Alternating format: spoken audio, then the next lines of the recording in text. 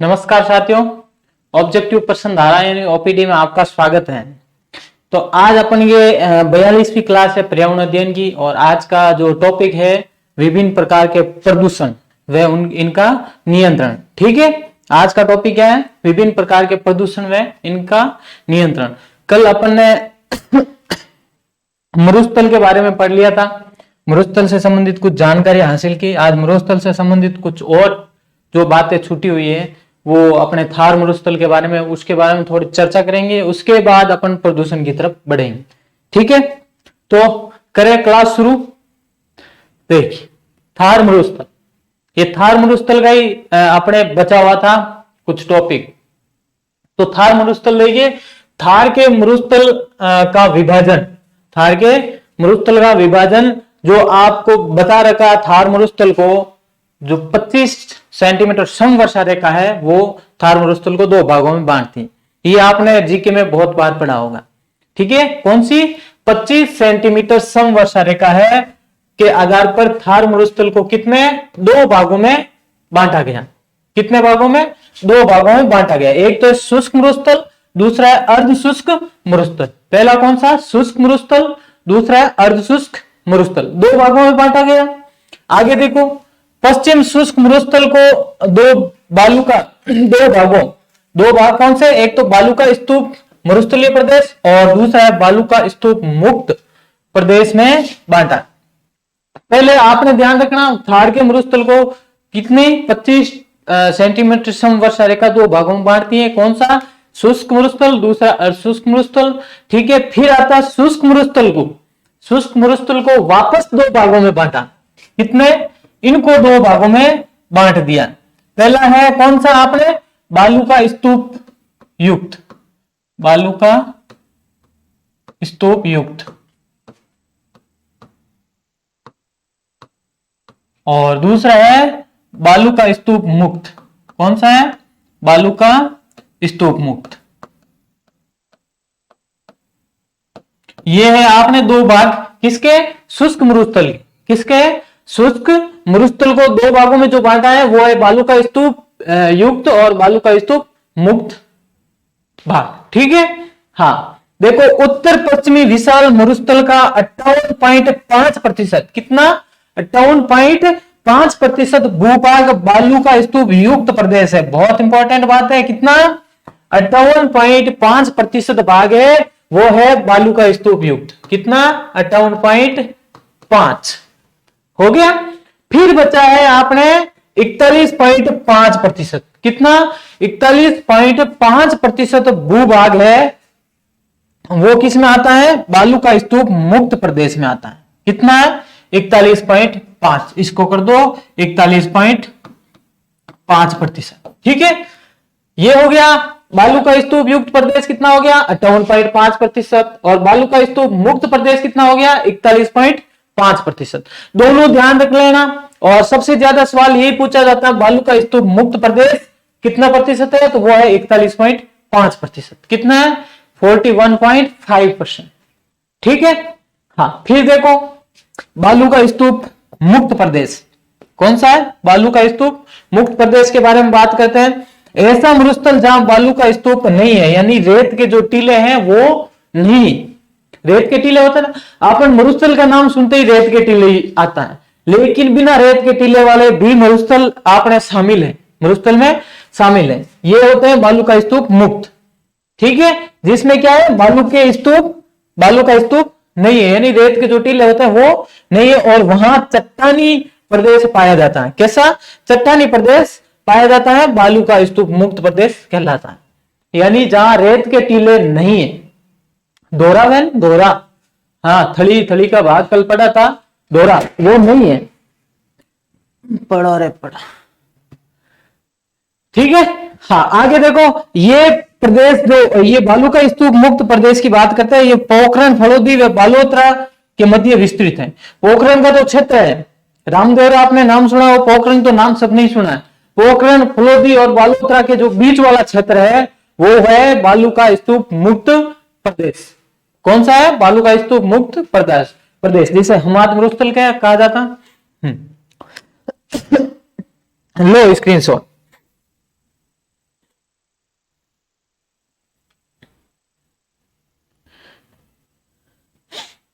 ठीक है, हो गया। हाँ, फिर है बालू का स्तूप युक्त प्रदेश। ये प्रदेश शुष्कतम मरुस्थल, कैसे शुष्कतम मरुस्थल के 58.5% भाग पर विस्तृत है। ठीक है, फिर देखो पवन द्वारा जब मिट्टी का जमाव किया जाता है तो बनने वाली संरचना बालू का स्तूप कहलाती है। पवन जब हवा चलती है तो अपने साथ रेत लेके चलती है, यानी अपर्दन करती है, रेत का अपर्दन करती है और एक जगह ले जाकर जमा करती है, तो वहां क्या हो जाते हैं, टीले बन जाते हैं। तो यही क्या कहलाते हैं, बालू का स्तूप कहलाते हैं। और ये बालू का स्तूप सर्वाधिक कहां पर है, जैसलमेर में। कहां पर है सर्वाधिक, जैसलमेर जो क्षेत्र है वहां पर सर्वाधिक बालू का स्तूप है। ठीक है बटू, बालू का स्तूपों को टीले या टिबे कहा जाता है। क्या कहा जाता है, टीले कहा जाता है। टीला होता है ना, रेत के टीले। ठीक है, बालू का स्तूपों को टीले या टिबे कहा जाता है। इन्हीं रेत के टीले को धोरे भी कहा जाता है। कहीं कह रहे हैं धोरा, आपने स्थानीय भाषा में कटी धोरा किया करें, कहीं कहीं धोरे कहा जाता है और कहीं कहीं टीले या टिबे कहा जाता है। ठीक है, हाँ। फिर देखो अनुदैर्ध्य या रेखीय बालू का स्तूप। ये जो अब पढ़ा रहा हूं ये है बालू का स्तूप के प्रकार। जो बालू का स्तूप है उनके प्रकार प्रमुख एक दो बता देते, जो सवाल आपके बनते हैं, लगभग बनते हैं, वो सवाल ही देखते हैं। ठीक है, पहला है अनुदैर्ध्य बालू का स्तूप। पवन की दिशा के समानांतर पवन की गति मंद होने से निर्मित बालू का स्तूप क्या कहलाते हैं, अनुदैर्ध्य बालू का स्तूप। यानी पवन की दिशा के समानांतर, बहुत इंपॉर्टेंट ये लाइन है, पवन की दिशा के समानांतर बनने वाले बालू का स्तूप अनुदैर्ध्य या रेखीय बालू का स्तूप कहलाते हैं। और ये बालू का स्तूप कहां, जोधपुर, जैसलमेर, बालोतरा और फलोदी में ज्यादा बनते हैं। कहां पर, जोधपुर, जैसलमेर, बालोतरा, फलोदी क्षेत्र है, यहां पर ये बालू का स्तूप आपको ज्यादा देखने को मिलेंगे। आगे देखो अनुप्रस्थ बालू का स्तूप। कौन सा, अनुप्रस्थ बालू का स्तूप। पवन की दिशा के समकोण पर, ये यहां लाइन यही इंपॉर्टेंट हो जाती। पवन की दिशा के समानांतर बनने वाले बालू का स्तूप वो होते हैं अनुदैर्ध्य, और जो पवन की दिशा के समकोण बनने वाले वो है अनुप्रस्थ बालू का स्तूप। पवन के मार्ग में अवरोध आने से निर्मित बालू का स्तूप क्या कहलाता है, अनुप्रस्थ बालू का स्तूप। यानी पवन की दिशा के समकोण, समकोण 90 डिग्री का कोण। ठीक है, हाँ। ये बालू का स्तूप जोधपुर, बालोतरा, बाड़मेर में पाए जाते हैं। ये जोधपुर, कल मैंने बात चर्चा की थी, जोधपुर में सभी प्रकार के बालू का स्तूप पाए जाते हैं। ठीक है, जरूरी नहीं कि जोधपुर जिला के, पूरा जोधपुर जिला है ना, हाँ, जिसमें पहले फलोदी भी आता था लेकिन अब फलोदी नहीं है, तो वहां सारे अब बालू के स्तूप पाए जाते हैं। फिर देखो आगे बरखान। ये सवाल कई बार बना, बरखान क्या होता है।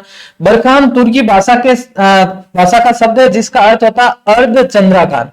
अर्धचंद्राकार बालू का स्तूप, कल भी पढ़ा था, अर्धचंद्राकार बालू का स्तूप बरखान कहलाता है। ये देखो वायु भंवर द्वारा निर्मित अर्धचंद्राकार बालू का स्तूप बरखान कहलाते हैं। क्या कहलाते हैं, बरखान कहलाते हैं।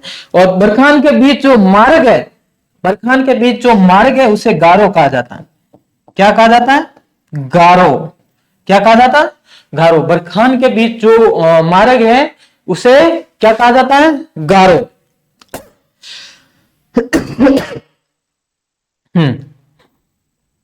हो गया, चलो। अर्ध शुष्क मरुस्थल। अर्ध शुष्क मरुस्थल, इन्हें 4 भागों में बांटा गया। कितने, 4 भागों में बांटा गया। पहला है जवाई, लूणी जवाई बेसिन, या जिसे गोरवाड़ बेसिन कहा जाता है। आपने सीधी सीधी बात, ऐसे सवाल भी आजकल बनने लगे। दूसरा शेखावटी बेसिन, ठीक है। तीसरा है नागौरी उच्च भूमि प्रदेश, और चौथा है घग्गर बेसिन। कौन सा बेसिन, घग्गर बेसिन। ठीक है ना, हाँ। तो ये जो आपने नागौरी उच्च भूमि है, यहां पर कौन सी पट्टी है, कुब्बड़ पट्टी। कौन सी, कुब्बड़ पट्टी है ना, जिसे बांका पट्टी भी कहा जाता है यही है कुब्बड़ पट्टी। कहां पर, नागौरी उच्च भूमि में।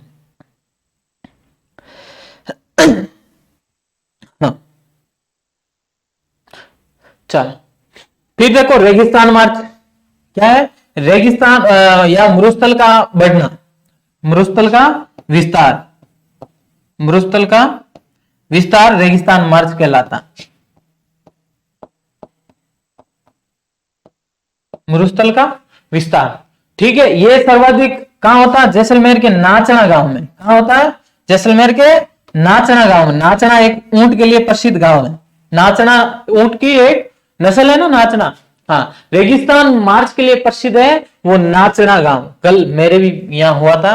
एक नाचना गांव है, एक चांदन गांव है, चांदन गांव, जो कि चांदन, वहां पर चांदन नलकूप है।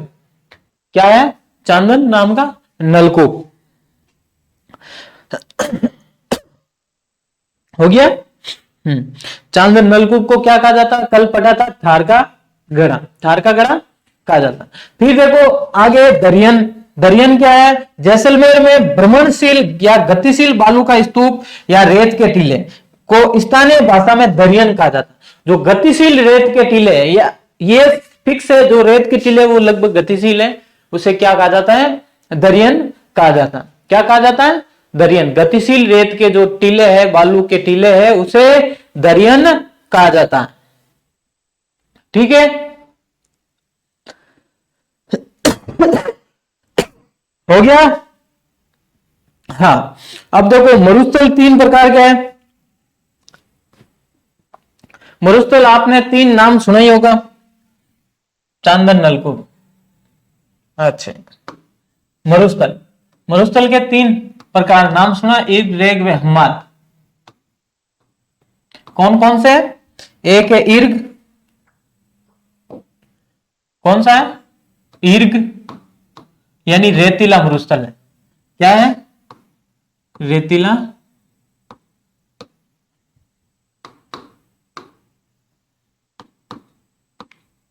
रेतीला मरुस्थल। हाँ, हम्माद, हम्माद है पथरीला मरुस्थल।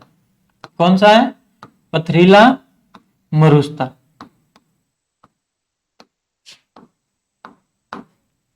और रेग है आपने मिश्रित मरुस्थल। रेग क्या है, मिश्रित मरुस्थल।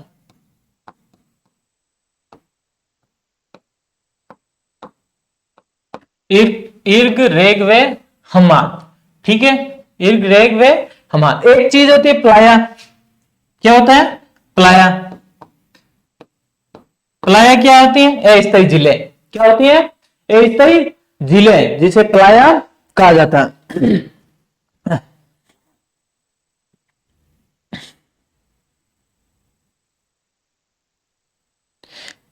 ओके, बढ़े आगे।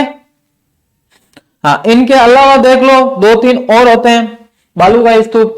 उनके नाम ही आप पिछली जो क्लास थी उसमें आपने देखा ही होगा, सीप मरुस्थल, नहीं सीप बालू का स्तूप, वो सारे इंसेलबर्ग, इंसेलबर्ग बालू का स्तूप नहीं। ठीक है, हाँ। तो अब आगे देखो।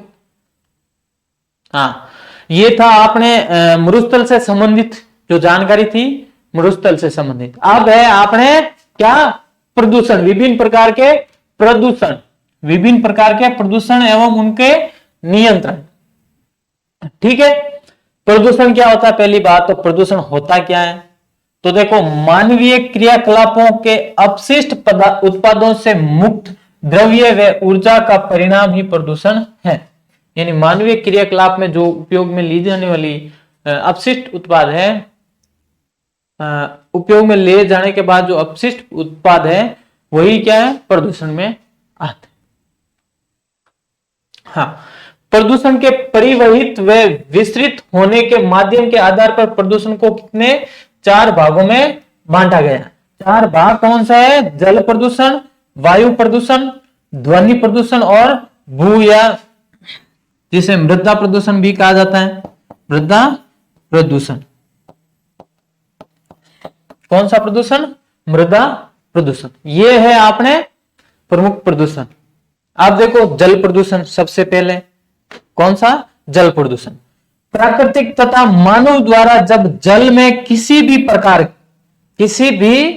प्रकार के अवांछनीय तत्व मिल जाते हैं, जिससे जल के प्राकृतिक गुण बदल जाते हैं, जल प्रदूषण कहलाता है।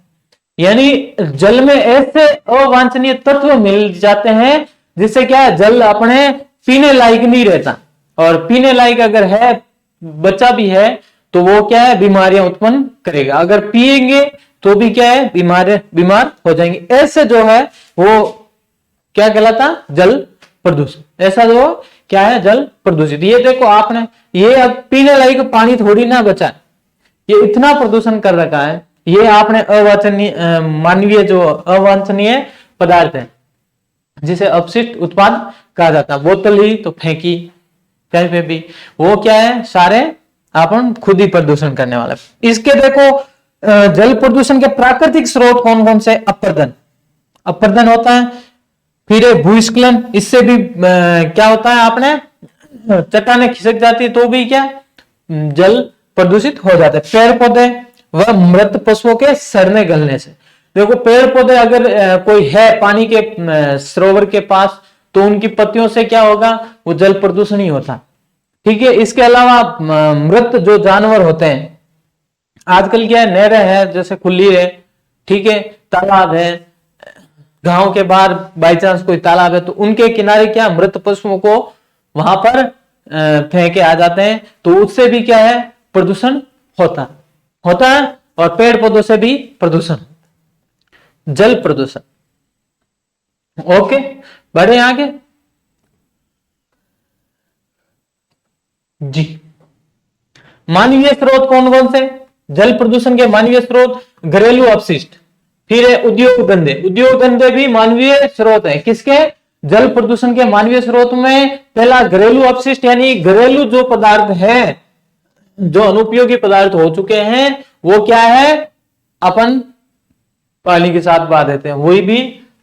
फिर उद्योग धंधे, फिर कृषि अपशिष्ट, खेतों के जो अपशिष्ट है वो भी क्या है, अपने साथ साथ या हवा के साथ चले जाते हैं, फिर पानी में जाते हैं, तो वो भी क्या है, प्रदूषण, जल को प्रदूषित करते हैं। फिर सांस्कृतिक गतिविधियों के माध्यम से, सांस्कृतिक गतिविधियां, अपन क्या मेले या कोई त्योहार का आयोजन करते हैं, किसी मेले, आजकल नदी, पहले भी नदी के किनारे होते हैं, जो नदी के किनारे होते हैं, तो क्या है, वहां पर बहुत सारे ऐसा कचरा है, वो लास्ट में फेंके जाते हैं, और वो फेंकते कहां पर है, नदी के अंदर ही फेंकते हैं।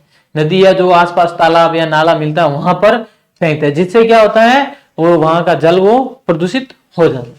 तो ये है मानवीय जो सांस्कृतिक गतिविधियां उसमें। फिर देखो जल प्रदूषण के मानवीय क्रियाकलापों में सर्वाधिक महत्वपूर्ण उद्योग धंधे, यानी उद्योग धंधों से क्या है, सबसे ज्यादा जल प्रदूषित होता है। किससे? उद्योग धंधे हैं उससे सर्वाधिक जल प्रदूषित होता है। उद्योग धंधा, जो उद्योग है, प्रमुख उद्योग, उनका जो पानी है, बेकार पानी, वो कहां छोड़ दिया जाता है, सीधे नदी नालों में छोड़ दिया जाता है, जिससे कहां क्या होता है, वो जल प्रदूषित हो जाता है। हाँ देखो, उद्योगों में क्या, अपशिष्टों में औद्योगिक कचरा है, उद्योग जो कचरा है वो कहां, नदी नालों में। फिर देखो प्रदूषित अपशिष्ट जल, जो अपशिष्ट जल है वो भी कहां, नदी नालों में चला।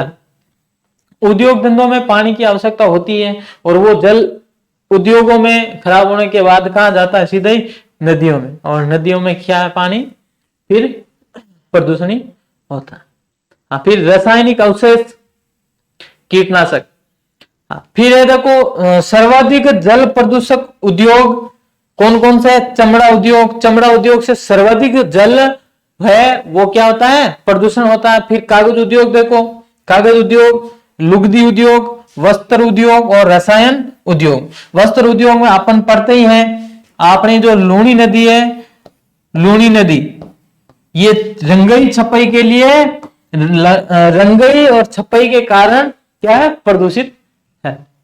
लूनी नदी है ना, लूनी नदी के आसपास बालोतरा है, और आपने पाली में बांडी नदी है, यहां देख लो प्रदूषण बहुत ज्यादा है। ये किस लिए? क्योंकि यहाँ पर कपड़ा मिल है, उसका जो है पानी वो सीधा उसमें छोड़ दिया जाता है, या फिर यहाँ रंगई छपाई उद्योग है पाली में, तो उसका भी जो पानी है वो कहाँ, इस नदी में छोड़ दिया जाता है, जिससे ये क्या है, जल प्रदूषित हो जाता है। कृषि अपशिष्टों में देखो अकार्बनिक उर्वरक, उर्वरक है ना, वो जल को क्या करते हैं, प्रदूषित ही करते हैं। कीटनाशक है या खरपतवार नाशक, खरपतवार हो जाती थी, क्या छांटते हैं, दवाई छांटते हैं, वो क्या है, वो जल को प्रदूषित ही करते हैं। हालांकि वो वायु को भी प्रदूषित करती है, वायु को भी। कीटनाशक, ये जो कृषि अपशिष्ट है, कृषि अपशिष्ट, ये जल को भी प्रदूषित करते हैं, वायु को भी प्रदूषित करते हैं। ठीक है, कीटनाशक जो भी है वो वायु को भी प्रदूषित करेंगे।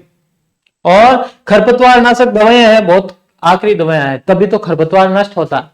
बहुत ही खतरनाक दवाएं आती तभी क्या है, खरपतवार नष्ट होता है। तो देख लो, जो खरपतवार नष्ट हो सकता है तो वो मानव पे भी कुछ न कुछ असर तो करता है। ठीक है, हाँ, यहां देखो, इसके लिए आपने नमामि गंगे एक कार्यक्रम चलाया गया। कब चलाया गया, गंगा की सफाई के लिए 2014 में। कब चलाया, 2014 में चलाया गया। एक नदी के रूप में गंगा का राष्ट्रीय पहल है। ये क्या है, एक नदी के रूप में गंगा का राष्ट्रीय महत्व है। लेकिन प्रदूषण को नियंत्रित करके नदी के संपूर्ण मार्ग की सफाई की आवश्यकता है। हाँ, केंद्र सरकार ने निम्नलिखित उद्देश्यों के साथ नमामि गंगे कार्यक्रम आरंभ किया। कौन कौन से, देखो, शहरों में जो सीवर ट्रीटमेंट है, शहरों में जो सीवर ट्रीटमेंट की व्यवस्था कराना, सीवरेज है ना, सीवरेज लाइन, उसकी व्यवस्था कराना। इससे क्या, गंगा को सफाई, साफ सफाई मिले। फिर देखो, औद्योगिक प्रवाह की निगरानी, ये भी नमामि गंगे कार्यक्रम में शामिल है। यानी जो उद्योग धंधे चल रहे हैं गंगा नदी के आसपास, तो उन उद्योगों पर निगरानी करना, ताकि वो अपना जो उद्योगों का खराब पानी है वो गंगा में ना छोड़ सके। नदियों का विकास है, नदी के किनारों पर वनीकरण जैसे, जिससे विविधता में वृद्धि हो। नदियों के तल की सफाई, जो गंगा नदी है उसके तल की सफाई भी इस जो नमामि गंगे कार्यक्रम है उसमें शामिल की गई। ठीक है, फिर देखो, उत्तराखंड, यूपी, बिहार, झारखंड में गंगा ग्राम का विकास, ये भी इस कार्यक्रम में शामिल। ठीक है, नदी में किसी भी प्रकार के पदार्थों को न डालना, भले ही वे किसी अनुष्ठान से संबंधित हो, इससे प्रदूषण को बढ़ावा मिलता है। देखो, मैं 8 देख रही हूं, मन बहुत कम दिखी, इस पे बहुत कम दिख रहा आज। ठीक है, इसलिए मैंने सीधा थोड़ा दूर होके पढ़ा। चलो, यह है नमामि गंगे कार्यक्रम कब चला था, 2014। इसके बारे में अपन ने चर्चा की थी, नमामि गंगे की शायद दूसरे तीसरे पार्ट में एक बार चर्चा की थी। बढ़े आगे। हाँ, फिर जल प्रदूषण के देखो प्रभाव क्या है, जल प्रदूषण के प्रभाव क्या है। इससे मनुष्य, पशु व पक्षियों के स्वास्थ्य को खतरा उत्पन्न होता है। जल प्रदूषण से क्या है, सबके जो स्वास्थ्य है इन पर खतरा उत्पन्न होता है। इससे देखो, टाइफाइड, बहुत गंभीर बीमारी होती है, टाइफाइड है, पीलिया है, हैजा है, गैस्ट्रिक आदि बीमारियां पैदा होती हैं। जब जल प्रदूषित अपन पिएंगे तो अपने क्या होगी, सीधी बात है, बीमारियां ही होगी। जब प्रदूषित जल पिएंगे तो सीधी बात है, बीमारियों का घर होगा। फिर देखो, प्रदूषित जल से खेतों में सिंचाई करने पर प्रदूषक तत्व पौधों में प्रवेश कर जाते हैं। इन पौधों अथवा इनके फलों को खाने से अनेक भयंकर बीमारी होती है। क्या होता है, प्रदूषित जल अगर अपन खेतों में ये कीटनाशकों का उपयोग करते हैं ना, तो ये क्या है, पौधों में चला जाता है। और फल पकाने के लिए भी आजकल कीटनाशकों का उपयोग, ठीक है, होता ना, फूल के लिए स्प्रे करते हैं, फूल के लिए भी आजकल स्प्रे करते हैं। फूल कमाया, अब किसान तो कमाई के लिए करता है, लेकिन अपन उनको क्या है, उन फलों को खाते हैं, और खाते हैं तो फिर क्या होते हैं, बीमार होते हैं। आजकल ये बीमारियां। हाँ, औद्योगिक प्रक्रियाओं से उत्पन्न रासायनिक पदार्थ क्लोरीन, अमोनिया, हाइड्रोजन सल्फाइड जस्ता, निकिल व पारा आदि विषैली पदार्थों से युक्त होता है। औद्योगिक जो प्रक्रियाओं से जो पदार्थ निकलते हैं उनमें भी ये चीजें शामिल होती हैं। ये बहुत हानिकारक चीजें, ये अपने स्वास्थ्य के लिए हानिकारक है। ठीक है, त्वचा के लिए भी हानिकारक हो सकती है। अगर नदी में कोई स्नान करे और ये आपने क्या है, ऐसे ऐसे पदार्थ उस पानी में घुल के आए, तो आपने क्या है, त्वचा से संबंधित प्रॉब्लम हो सकती है। ठीक, जल प्रदूषित जल कपड़ा धोने अथवा नहाने के लिए नियमित प्रयोग में लाया जाता है तो त्वचा से संबंधित रोग उत्पन्न हो जाता है। यानी ये जो पदार्थ है इनसे क्या जल तो प्रदूषित होगा और इससे अपन नहाएंगे तो क्या होगा, अपनी त्वचा से संबंधित प्रॉब्लम होगी, और कपड़े धोएंगे तो कपड़ों पे भी असर होगा। ठीक है।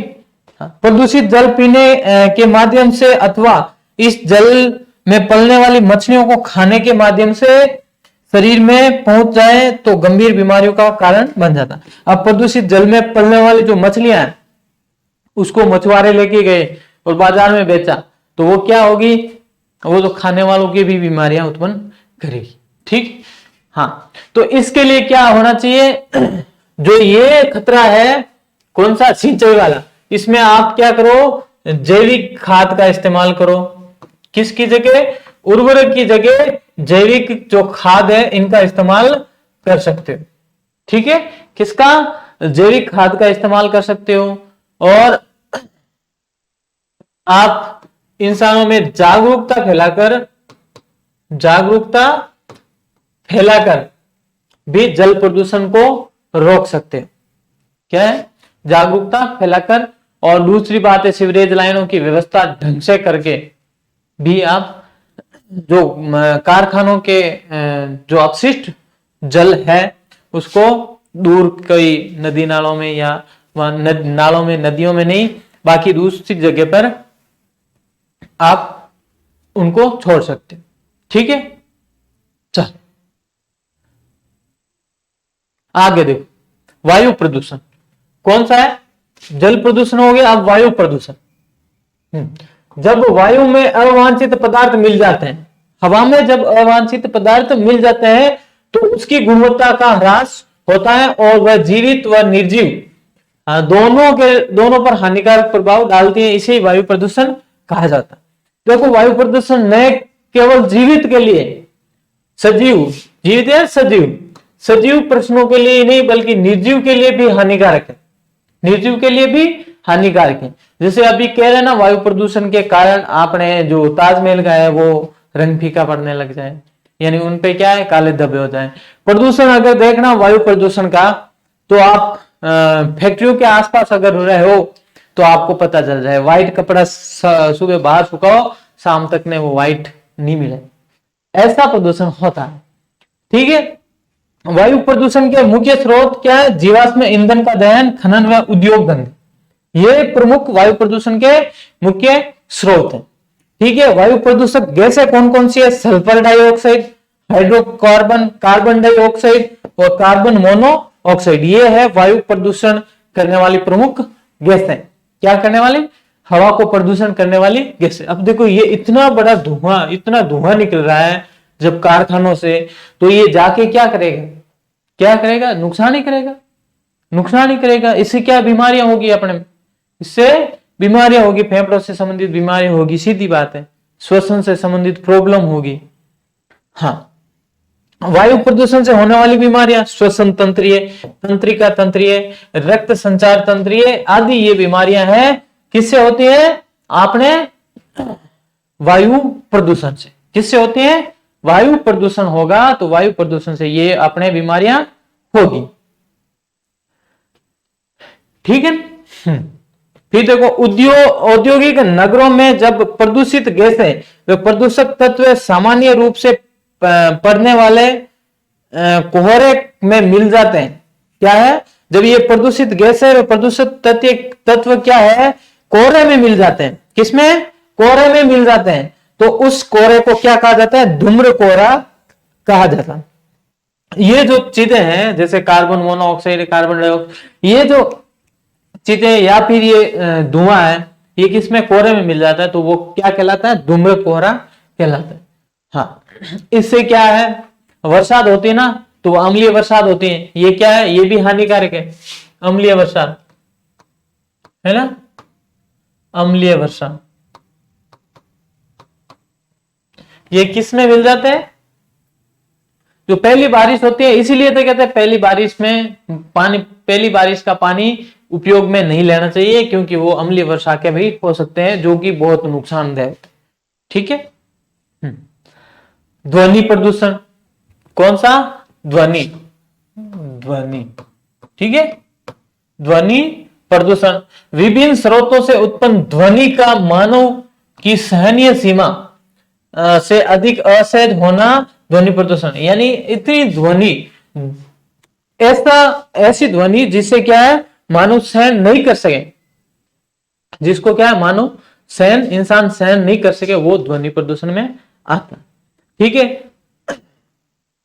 देखो ध्वनि प्रदूषक के मुख्य स्रोत कौन से? तीव्र चालित मोटर वाहन है और वायुयान। वायुयान भी अगर नीचे चले तो वो भी क्या अपन सहन नहीं कर सकते हैं। इसके अलावा सायरन, ये भोंपू आता है ना, हाँ चुनाव के टाइम ये सबसे ज्यादा आता है।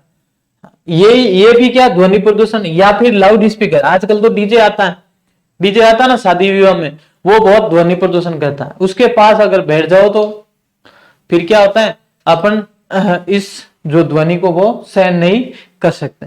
इसके अलावा मशीनीकृत निर्माण, मशीनों का भी कई बार होता है ऐसा जिसकी ध्वनि अपन सहन नहीं कर सकते। ध्वनि प्रदूषण को डेसिबल में मापा जाता है। किसमें? डेसिबल, इसमें मापा जाता। ये बहुत इंपॉर्टेंट है, ध्वनि प्रदूषण को डेसिबल में मापा जाता। जब ध्वनि की तीव्रता 80 डेसिबल से अधिक हो तो वो ध्वनि प्रदूषण में आती है। कितनी? 80 डेसिबल से अगर अधिक है ध्वनि की तीव्रता तो वो क्या किस में आती है? ध्वनि प्रदूषण के अंतर्गत आती है।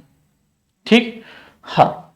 विश्व स्वास्थ्य संगठन ने शहरों के लिए 45 डेसिबल की ध्वनि को सुरक्षित स्तर माना। यानी शहरों में सिर्फ 45 डेसिबल अगर ध्वनि है तो वो सुरक्षित है, इससे अधिक है तो वो प्रदूषण में शामिल है। ये विश्व स्वास्थ्य संगठन WHO इन्होंने बताया। फिर देखो ग्रीन मफलर, ये बहुत इंपॉर्टेंट चीज है। ग्रीन मफलर का संबंध ध्वनि प्रदूषण से संबंधित है। ग्रीन मफलर का संबंध ध्वनि प्रदूषण से है। चल, हाँ, ध्वनि प्रदूषण के प्रतिकूल प्रभाव क्या क्या है? ध्वनि मानव जाति व वन्य जीवित प्राणियों के लिए क्षतिकारी व स्वास्थ्य के लिए हानिकारक होते हैं। अगर ज्यादा ध्वनि है, ज्यादा आवाज है तो अपन के कान के जो पर्दे है वो भी फट सकते हैं। इसमें क्या समस्या भी होती है। हाँ, कम सुनना, ये भी प्रभाव। या क्रोध या झुंझलाहट, अब आपके पास कोई आके पटाखे जोर से फोड़े, जो बड़ी आवाज वाला, ज्यादा आवाज वाले वो फोड़े तो आपको क्या होगा?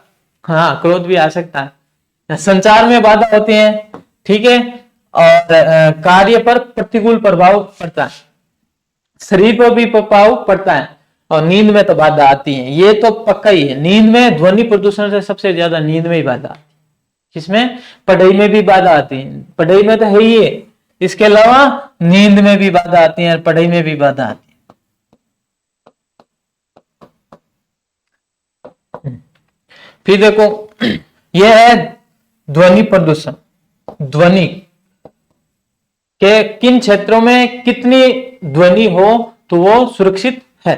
देखो आवासीय क्षेत्र है, उसमें अगर दिन के समय 55 dB डेसिबल है तब तक वहां तक क्या है? सुरक्षित है, और रात के समय 45 डेसिबल। इसी अलावा औद्योगिक क्षेत्र है, उसमें दिन के समय 75 डेसिबल है और रात के समय 70 डेसिबल तक की ध्वनि सुरक्षित मानी जाती है। औद्योगिक क्षेत्र क्या बाहरी होते हैं और वहां ध्वनि चल जाती है। फिर व्यापारिक जो क्षेत्र है उनमें 65 दिन में और रात में 55 डेसिबल की ध्वनि तक सुरक्षित मानी है, और शांत क्षेत्र में है 50 डेसिबल। कितना? 50 या 50 कितना है? 50 dB दिन में और 40 dB है वो रात में। ठीक है, यहां तक की ध्वनि सुरक्षित मानी जाती। बस, ठीक है, ये है अपने प्रदूषण का, ठीक है, प्रदूषण और उनके नियंत्रण वाला। तो मिलते हैं अगली क्लास में अगले वीडियो के साथ, तब तक के लिए राम राम।